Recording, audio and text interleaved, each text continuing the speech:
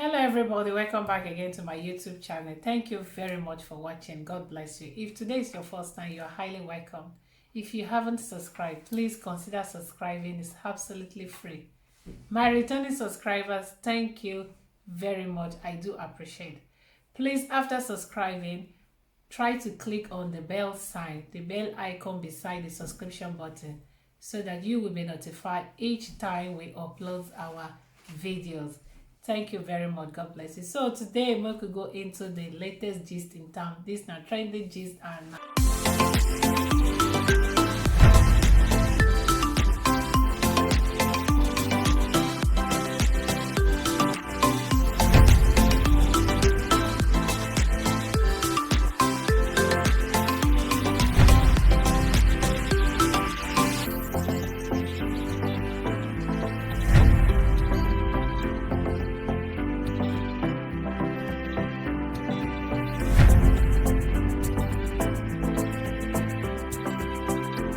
These domestic violence issues is becoming something else in African community. Wetin dey happen? E dey happen for obodo oyibo, e dey happen for African. Like domestic violence, men go dey beat their own mother of their children. Yes, na it's your mother sef, because women na give birth to una. The way una dey treat women like trash, e no make sense. Why? This young lady you are seeing on the screen, her name is Florence. She's a Ghanaian lady. Her own husband did this to her. Her husband poured acid on her body. Come see how she's looking. This no be enemy did this to her. This one no be baby father or just boyfriend.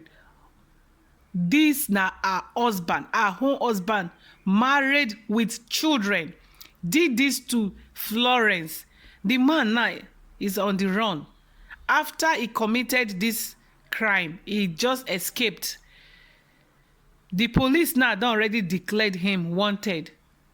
My people, this is crazy. What is this?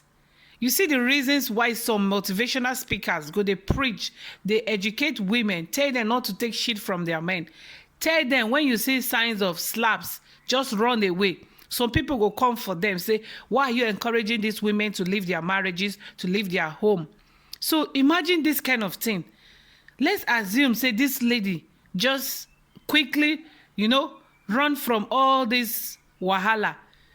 She for no see this thing today. And many people now for attack her. Hey, Ashawo, you run leave your husband, oh, you run leave your children, oh. But they no go know wetin women they pass through.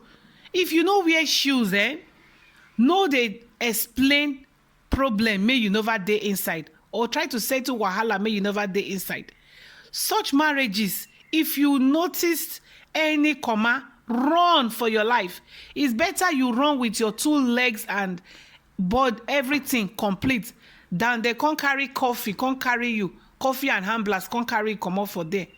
Some pastors, some religious leaders, some elders, some leaders, they go decide and try to, settle marriages may no won't work at all. There are many marriages, no matter how you try, even if na God can't they live for the house, it no go work because they are not meant to be. Or because they don't understand themselves, or they see problems from the beginning, they just overlook, no problem, I will overcome. Marriages, they start from relationships, from courtships. If you notice anything, may you no fit take, no endure, no overlook. Woman, if marriage don't tire the couple, if marriage tire you as husband or as wife, leave that environment. Leave it. Instead of you to start doing things you will regret. Because if law start with una, if una do evil and the law won't start, meaning you go to court, you will be jailed.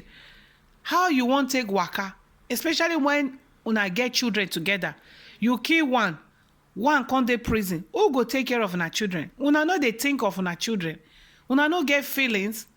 Men especially, because this domestic violence matter, now women they suffer pass. Now women and they suffer pass. I know say men too they get their own inside, but women 95% now we they suffer. some kind time na minor problem. Sometimes the man go outside, he go drink drunk, come back late. Your wife must ask, honey, where are you coming from? Gbogbo. You don't begin a slap, fight don't come, marriage don't scatter, or you disfigure her face. It no make sense now. Make una dey take am easy. It no make sense like this. God no go have mercy on some of una. Women are weaker vessels. Forget their mouth, make they sharp like parrot. Cho. Leave them. They want you to deal with them. You run away from your life. Run away for your life. No touch them. When you touch them, they just fall down for ground yakpata. Dead don't come. They go put you for wahala. So Moku Waka come this point too. Bobrisky matter it dey hot for social media. Bobrisky good no good for am. Anybody make Bobrisky try to do good for. Now wahala e dey turn to. We no know wetin happen. This one now, this Bobrisky adopted daughters that they call her, may go carry from Ivory Coast. The lady now if you swear she dey use Bobrisky eye dey do for social media for Bobrisky life, she no go ever for her life help any person again. Because this no be one, no be two, no be three. Bobrisky they help people. It they turn to be wahala. Whether na Bobrisky no get good characters, whether na she no get good characters, abi na the people they ungrateful. We don't know what to believe anymore. But Bobrisky hold on too much. Every day they complain for your matter. No, they cuckoo help again. Help no fit you. Like me, my day here, help no even fits me. But I dey force myself to help. If I see say this one my help no appreciate, wetin I dey do, I go run from there. But I continue. Because if you no help people, God no go bless you. Now so it just be. So Bobrisky now, the lady say, Bobrisky talk that time, say he go carry and go Dubai, he go give am 1 million for shopping, blah blah blah. Say everything na scam, na lie. Say Bobrisky no carry and go nowhere. In fact, say Bobrisky na he too dey kerewa, he too dey this, him body dey smell, hair full in chest. Bobrisky no get house. Bobrisky dey squat with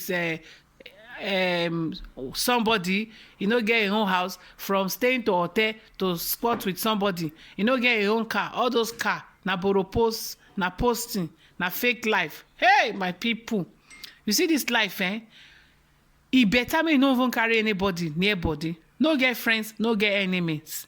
Hi. Now this life need now. Nobody worthy to become your friend these days. If you get one friend today, believe me, that your friend, now you go carry everything about to tell your enemies. This life, you no balance. Me na living testimony. Friends no good for me at all. Hi. I get them plenty, but real friend is gist. Please tell me, Bobrisky na dey wrong, abi na the people they right. And please, don't be discouraged. Continue to the help if you can. And for the woman made her husband just carry acid, poured her all over. May God help her, may she recover. See how she's looking. Very, very terrible. It is well. Men, I take God beg una. Make una they take her easy and calm on her nails. These women, they are weaker vessels. Don't let them put you for trouble. Some of them won't die today. You can't go draw wahala put for your body because you sabi beat, because you be John Cena, abi you be Undertaker. Go and fight wrestling. Fight for Africa instead. No, they fight your wife. If you be real man, go look for your man. Or go enter boxing. Anyway, my people, my waka pass. Make I go look for the latest gossip for the nearest bus stop. Thank you, my darling. God bless you.